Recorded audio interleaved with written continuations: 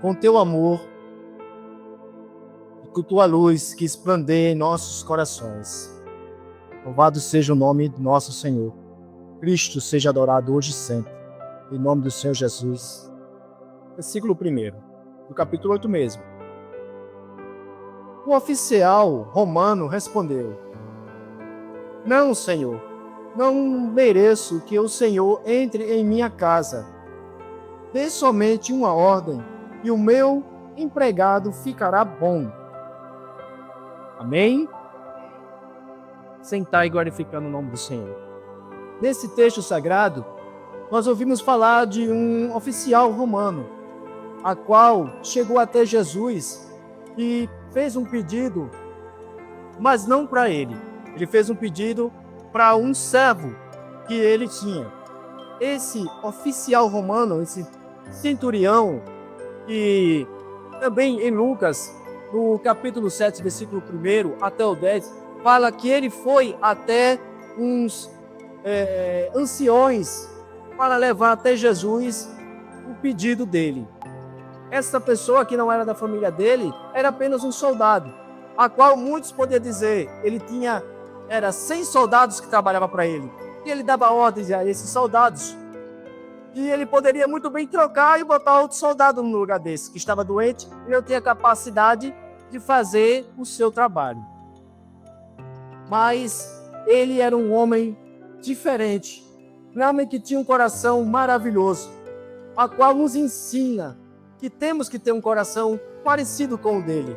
Um coração que venha a encher aqueles que precisam de Deus, para que eles aprendam que nós somos a imagem e a semelhança de Deus. E ele já estava indo, porque os anciões tinham falado com Jesus, como eu tinha dito. Ele já estava indo para falar com o oficial. Mas quando ele estava chegando, o oficial encontrou Jesus no caminho e disse: Não precisa o Senhor ir até a minha casa, pois eu não sou digno de que o Senhor entre em minha morada, entre em minha casa. E o que devemos refletir com essa palavra dele dizer que não era digno? Primeiro, ele era um oficial romano, um centurião, a qual tinha capacidade e era chefe de 100 soldados. Como todos os centuriões de Roma eram arrogantes, eram cheios de direito, mandavam em todo mundo e faziam o que bem queria, mas esse era diferente. Esse tocou Jesus pela sua humildade, pelo seu coração. E foi isso que Jesus disse: Nunca vi fé tão grande assim. Nunca vi, ele quis dizer, homem de um coração tão bom assim. Você sabe o que é um centurião romano se humilhar a um homem judeu? E ele fez isso, porque ele viu a autoridade do Senhor. Ele entendeu que a autoridade dele era grande, mas nunca ele ia ter uma autoridade de tanto poder como o Filho de Deus, a qual também tinha o poder de dizer cura, e era curado. Sai, e o demônio saía. Com apenas uma palavra, Jesus fazia o milagre acontecer. Fazia o demônio correr. Libertava pessoas de demônios, de doenças, de pragas.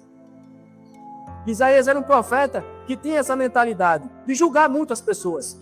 Mas quando ele sentiu a presença de Deus, quando ele viu o Deus em seu trono, e ele viu o Deus de costas, e os serafins cantando ao Senhor, e quando ele viu toda aquela situação, ele botou sua cara no chão e disse: Não sou digno, pois sou um homem de língua, sou um homem de lábios impuros, e vim de uma cidade de lábios impuros. Meu Deus, eu vejo a minha morte.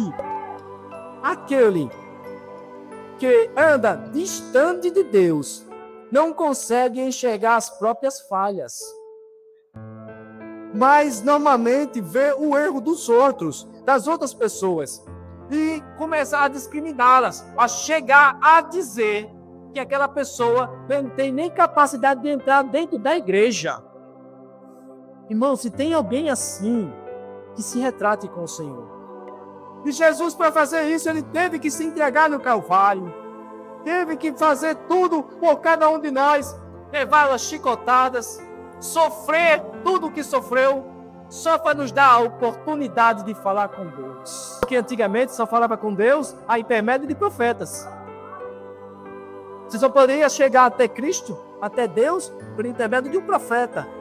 Não é à toa que todo Jerusalém esperava por um profeta. E quando Jesus chegou, todo mundo se alegrou, porque depois de 400 anos, sem profeta nenhum, 400 anos, sem ouvir a voz de Deus, 400 anos, Deus em silêncio, Jesus chegou.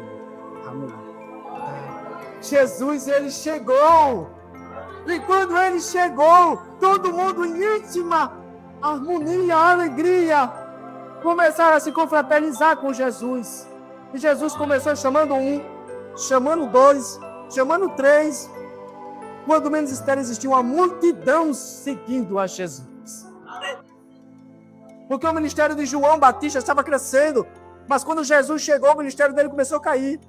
E os apóstolos de João disseram: mas João, este homem está tendo um ministério maior do que o seu. E o senhor aceita isso? Ele disse que ele fez. O meu projeto aqui foi só preparar o caminho. Só preparar o lugar para ele passar. Eu tenho que diminuir mesmo, eu tenho que desaparecer. E ele é que tem que aparecer. Ele é que tem que iluminar. Ele é que tem que clarear todo esse mundo perdido.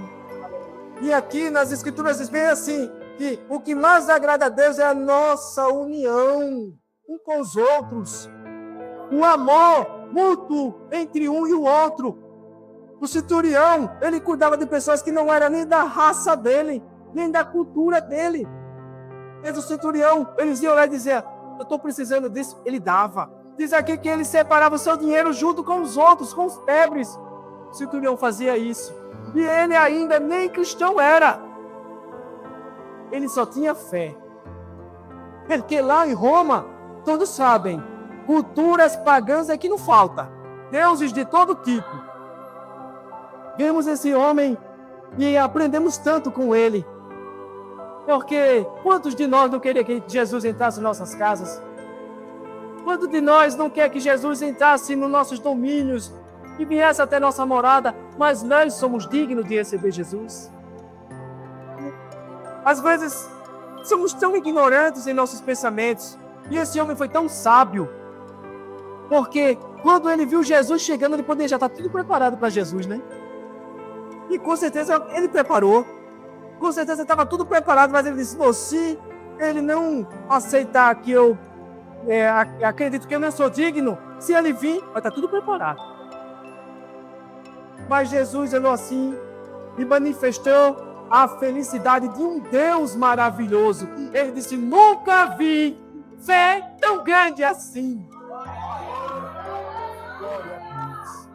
E homem que não vê os nossos defeitos, ele até vê, mas ele não comenta. Ele vê os nossos erros, mas fica em silêncio. Olha.